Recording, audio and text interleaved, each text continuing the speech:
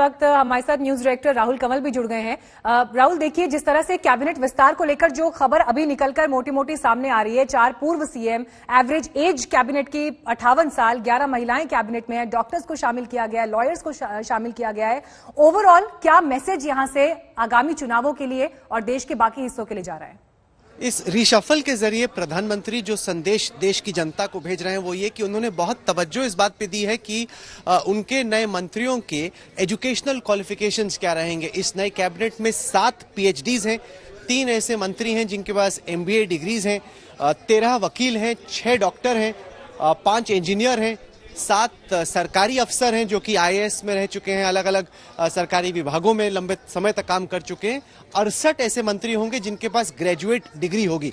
तो कि मंत्री पढ़े लिखे कायदे के होने चाहिए, कम से कम ये कोशिश प्रधानमंत्री ने की है। दूसरी जो कोशिश की है वो ये कि जो देश के पिछड़े समाज के लोग हैं, दलित हो, आदिवासी हो, ओबीसी हो, उनको एक तरीके से सरकार ने सबसे ज्यादा अहमियत दी है, ये मैसेज भेजा जा रहा है। कुल मिला के हमारे पास जो एक्सक्लूसिव जानकारी है उसके मुताबिक 12 दलित समुदाय के मंत्री होंगे और ये 12 के 12 ऐसे हैं जो कि अलग अलग एससी कम्युनिटीज के होंगे।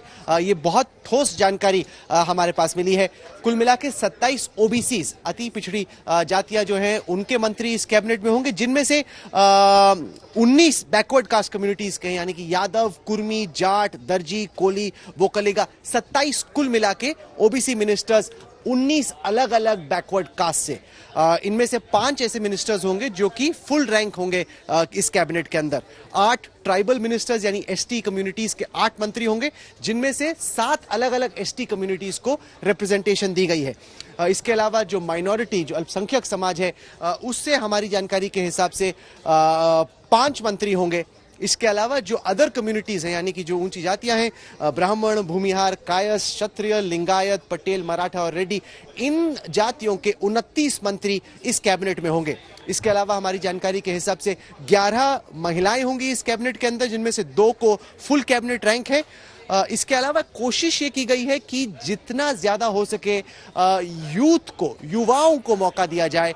इस लिहाज से 14 कुल मंत्री होंगे जिनकी उम्र 50 साल से कम है, जिनमें से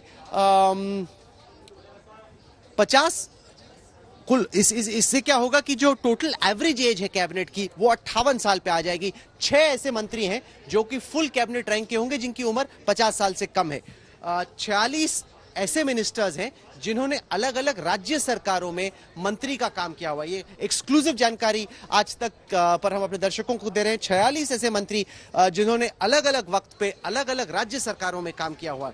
इसके अलावा 23 मंत्री ऐसे हैं जो कि 3 से ज्यादा दफा मेंबर ऑफ पार्लियामेंट रह चुके हैं, जिनको पार्लियामेंट के कामकाज का, लेजिस्लेटिव प्रोसेस का अच्छा अनुभव है। 4 एक्स चीफ मिनिस्टर्स इस कैबिनेट में होंगे। 18 मिनिस्टर्स हैं जो कि अलग अलग स्टेट गवर्नमेंट्स में रह चुके हैं मिनिस्टर के तौर पे, और 39 ऐसे हैं जो कि एमएलएज रह चुके हैं अलग अलग राज्य सरकारों में। 5 मिनिस्टर्स नॉर्थ ईस्ट से हैं।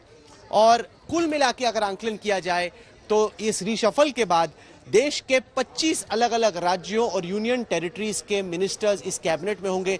और खासी तवज्जो इस बात को दी गई है, जैसे कोई बड़ा राज्य हो उत्तर प्रदेश जैसा, वहां के हर क्षेत्र के, हर सब रीजन की, हर कम्युनिटी को एक तरीके से रिप्रेजेंटेशन मिले, ताकि ये पूरे देश की एक तरीके से कैबिनेट हो। इस पर प्रधानमंत्री ने खासी तवज्जो दी।